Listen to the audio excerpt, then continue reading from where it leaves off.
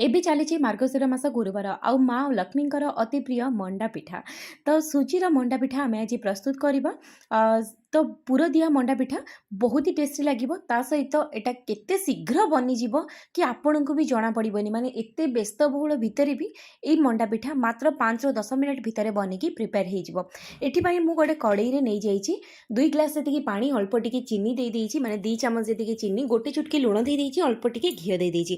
ବର୍ତ୍ତମାନ ଆମେ ଏଇ ପାଣି, ଘିଅ, ଚିନିକୁ ୟାକୁ ଭଲ ଭାବରେ ଫୁଟିବାକୁ ଛାଡ଼ିବା। ଯେତେବେଳେ ଏଇଟା ଭଲ ଭାବରେ ଫୁଟିଯିବ ସେତେବେଳେ ଆମେ ଏଥିରେ ଆଡ଼୍ କରିନେବା ଗୋଟେ ଗ୍ଲାସ୍ ସୁଜିକୁ। ତ ଗୋଟେ ଗ୍ଲାସ୍ ସୁଜି ପାଇଁ 2 ଗ୍ଲାସ୍ ପାଣି ନିଅନ୍ତୁ। 1:2 ମେଜରମେଣ୍ଟ ହିସାବରେ ଗୋଟେ ହାତରେ ସୁଜିକୁ ପକାନ୍ତୁ, ଆଉ ଗୋଟେ ହାତରେ ତାକୁ ଗୋଳାନ୍ତୁ। ଗ୍ୟାସ୍ର ଫ୍ଲେମ୍କୁ ଏଇ ଟାଇମ୍ରେ ସ୍ଲୋ ରଖିଦିଅନ୍ତୁ। ଆଉ ତାପରେ ୟାକୁ ଆମେ ମିଡ଼ିୟମ୍ ଫ୍ଲେମ୍ରେ ଏଇଭଳି ଭାବରେ ଭଲ ଭାବରେ ସୁଜିକୁ ଆମେ ସେ ପର୍ଯ୍ୟନ୍ତ ୟାକୁ ଗୋଳେଇବା ଯେପର୍ଯ୍ୟନ୍ତ ଏଇଟା ଗୋଟେ ଏମିତି ଡୋ ଟାଇପ୍କୁ ନ ଆସିଛି, ଯେମିତି ଆମେ ଅଟା ଚକଟୁଛେ ବା ସେମିତି ଗୋଟେ ଗୁଳାକୁ ସିଏ ନ ଆସିଛି। ତ ଏଠି ଦେଖିପାରୁଥିବେ ସୁଜି ଆମର ବହୁତ ବଢ଼ିଆ ଭାବରେ କଡ଼େଇରୁ ଛାଡ଼ିଗଲାଣି। ଏବେ ଆମେ ୟାକୁ କଭର କରିକି 10 ମିନିଟ୍ ପର୍ଯ୍ୟନ୍ତ ଘୋଡ଼େଇକି ଛାଡ଼ିଦେବା। 10 ମିନିଟ୍ ପରେ ଏଇଟାରେ ସୁଜିଟା ଟିକେ ଥଣ୍ଡା ହେଇଯାଇଛି, ତ ମୁଁ ୟାକୁ ଗୋଟେ ପ୍ଲେଟ୍କୁ କାଢ଼ି ନେଲି। ଏମିତି ଘୋଡ଼େଇକି ରଖିବା ଦ୍ୱାରା ସୁଜି ବି ବହୁତ ଶୀଘ୍ର ସିଝି ଯାଇଥାଏ। ଏଠି ମୁଁ ଗୋଟେ ବଡ଼ ସାଇଜ୍ର ନଡ଼ିଆକୁ କୋରିକି ନେଇଯାଇଛି।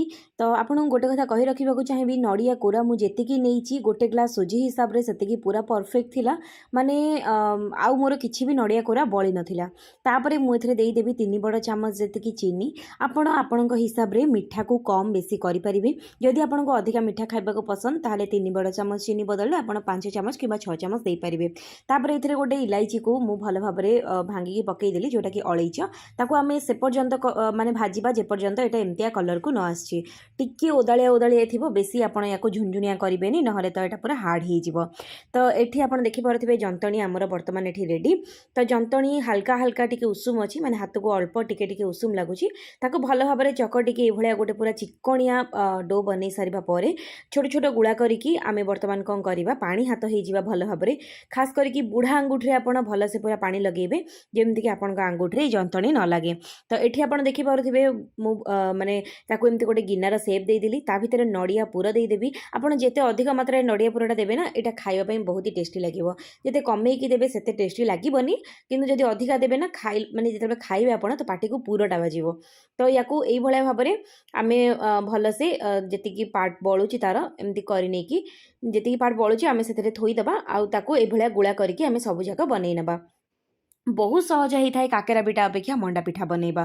ପାଣି ସାହାଯ୍ୟରେ ତାକୁ ଏଇଭଳିଆ ଭାବରେ ଚିକଣା କରିଦେବେ ଚାରିପଟ ସାଇଡ଼୍କୁ, ଯେମିତି କେଉଁଠି କିଛି କ୍ରାକ୍ ନଥିବ। ଦେଖିପାରୁଥିବେ ଏଠି ପୁରା ପ୍ଲେନ୍ରେ ଆମର ମଣ୍ଡା ପିଠା ଏଠି ବନିକି ଏକଦମ ରେଡ଼ି। ତ ଚାଲନ୍ତୁ ଏଠି ମୁଁ ଏଇଭଳି ଭାବରେ ସବୁ ମଣ୍ଡା ପିଠାକୁ ବନେଇ ନେବି। ଦେଖିପାରୁଥିବେ ଏଠି ମୁଁ କିଛି ମଣ୍ଡା ପିଠାକୁ ପ୍ରସ୍ତୁତ କରି ନେଇଛି। ଏଠି କଡ଼େଇରେ ତେଲକୁ ପୁରା ହାଇ ଫ୍ଲେମ୍ରେ ମୁଁ ଗରମ ହେବା ପାଇଁ ରଖିଥିଲି। ତେଲ ଯେତେବେଳେ ଭଲ ଭାବରେ ଗରମ ହେଇଯିବ ତାକୁ ଆମେ ବର୍ତ୍ତମାନ ମଣ୍ଡା ପିଠାକୁ ପକାଇକି ମିଡ଼ିୟମ୍ ଫ୍ଲେମ୍ରେ ତାକୁ ଆମେ ଫ୍ରାଏ କରିବା। ମନେ ରଖିଥିବେ, ବେଶୀ ସ୍ଲୋ ଫ୍ଲେମ୍ କରିବେନି କି ବେଶୀ ହାଇ ଫ୍ଲେମ୍ କରିବେନି। ସ୍ଲୋ କଲେ ବେଶୀ ତେଲ ପିଇଯିବ, ହାଇ କଲେ ସେଇଟା ଭିତରଟା ମାନେ ଟିକେ କଞ୍ଚାଳିଆ କଞ୍ଚାଳିଆ ଲାଗିବ। ତ ତାକୁ ସେପର୍ଯ୍ୟନ୍ତ ଫ୍ରାଏ କରିବେ ଯେପର୍ଯ୍ୟନ୍ତ ଏମିତି ଟିକେ କଲର୍ ନ ଆସି ବାହାରଟା ଟିକେ କ୍ରିସ୍ପି ନ ହେଇଛି। ତ ପାଖାପାଖି 3 ମିନିଟ୍ ପରେ ଆମର ମଣ୍ଡା ପିଠା ବର୍ତ୍ତମାନ ଏଠି ବନିକି ରେଡ଼ି। ତ ଆଶା କରୁଛି ଆଜିର ରେସିପି ଆପଣମାନଙ୍କୁ ନିହାତି ଭାବରେ ପସନ୍ଦ ଆସିଥିବ। ମାଙ୍କ ପାଖରେ ୟାକୁ ନିଶ୍ଚିତ ଭାବରେ ଭୋଗ ଲଗାନ୍ତୁ। ଭିଡ଼ିଓଟି କେମିତି ଲାଗିଲା ମୋତେ କମେଣ୍ଟ ସେକ୍ସନରେ କମେଣ୍ଟ କରି ନିହାତି ଭାବରେ ଜଣାଇବେ। ଭଲ ଲାଗିଥିଲେ ଚ୍ୟାନେଲକୁ ଗୋଟିଏ ସବସ୍କ୍ରାଇବ୍ କରିବା ପାଇଁ ଜମାରୁ ବି ଭୁଲନ୍ତୁନି। ତେବେ ଆଜି ପାଇଁ ଏତିକି, ବିଦାୟ ଦିଅନ୍ତୁ। ରହୁଛି, ନମସ୍କାର, ଜୟ ଜଗନ୍ନାଥ।